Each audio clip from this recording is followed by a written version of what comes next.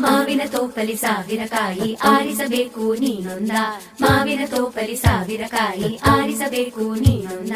ಹುಳಿಯಿದ್ದರೆ ಉಪ್ಪಿನಕಾಯಿ, ಸಿಹಿಯಾಗಿದ್ದರೆ ಸೀಕರಣೆ, ಹುರಿದಿಟ್ಟ ಮೆಣಸಿನಕಾಯಿ, ಸಿಡಿ ಸಿಡಿ ಎಂದರೆ ಒಗ್ಗರಣೆ. ಮಾವಿನ ತೋಪಲಿ ಸಾವಿರ ಕಾಯಿ ಆರಿಸಬೇಕು ನೀನೊಂದ, ಒಂದೇ ಹಣ್ಣಲ್ಲಿ ಬಗೆ ಬಗೆ ರೀತಿ ಇಟ್ಟನು ಯಾಕೆ ಭಗವಂತ.